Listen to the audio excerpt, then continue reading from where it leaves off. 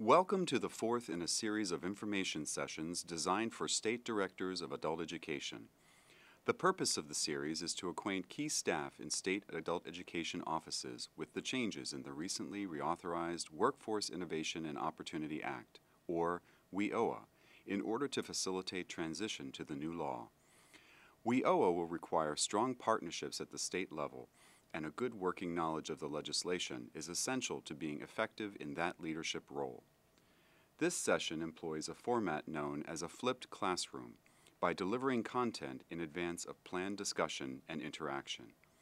This series and format is a result of conversations with the Executive Committee of the National Adult Education Professional Development Consortium. Session 1 provided an overview of WIOA, its structure, goals of aligning the core programs, and key implementation dates. Session 2 focused on the Adult Education and Family Literacy Act, or AFLA, Title II of WIOA, and the key changes in AFLA under the new law. Session 3 highlighted the coordination provisions under Title I-A specific to the state workforce boards and unified state plans. This session will provide further discussion of the Performance Accountability System, one of the key alignment provisions emphasized in Title I of WIOA. WIOA, enacted on July 22, 2014, represents the first major reform for the American workforce system in over a decade.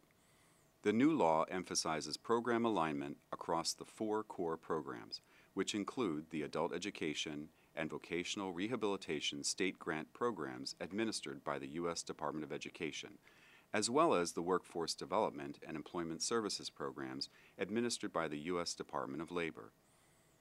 Title I-A of WIOA focuses on system alignment, including unified strategic planning in the state across the core programs.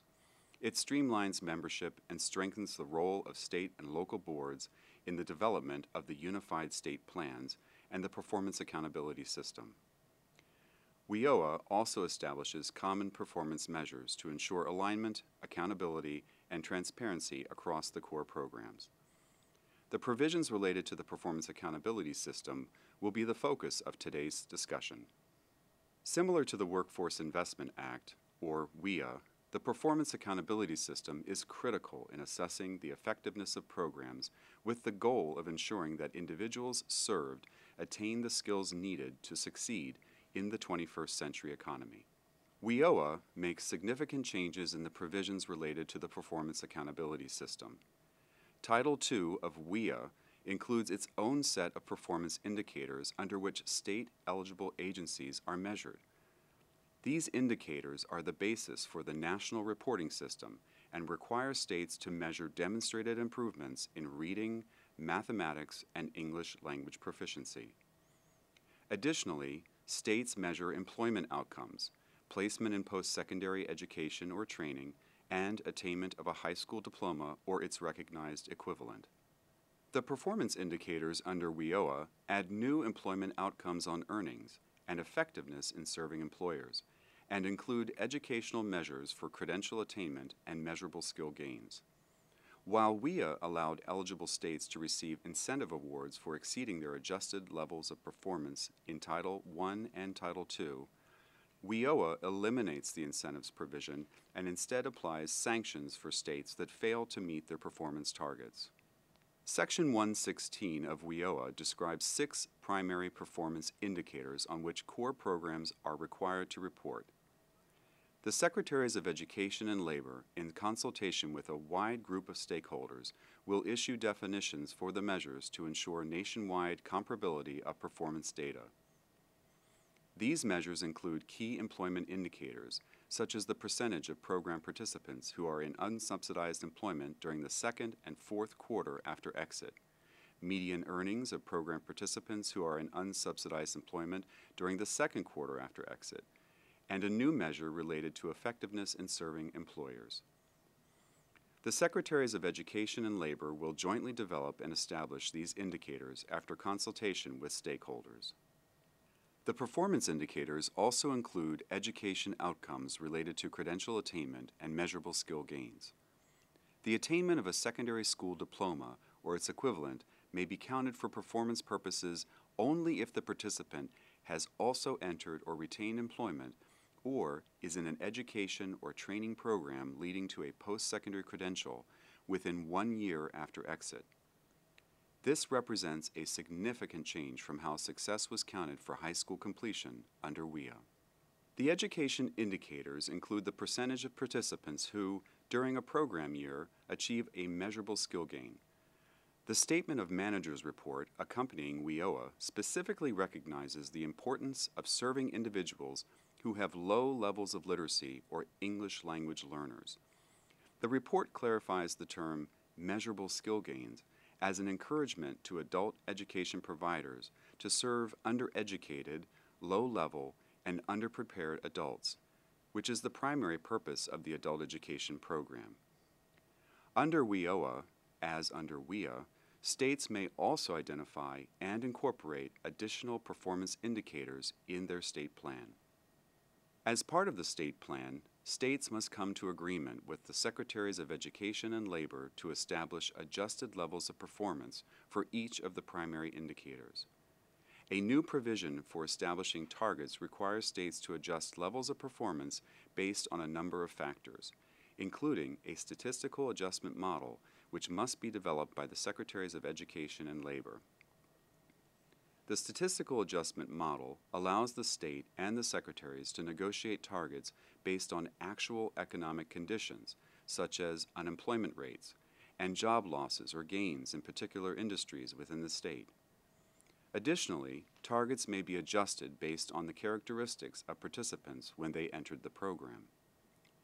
The state and secretaries may also take into account how the levels compare to performance targets established in other states, in order to negotiate targets that promote continuous improvement and optimal return on investment. Further, states must set targets that will assist in achieving long-term goals established by the secretaries in accordance with the Government Performance and Results Act. Under WIA, states that exceeded their performance targets in both Titles I and II are eligible to receive incentive awards to support innovative workforce development and education activities.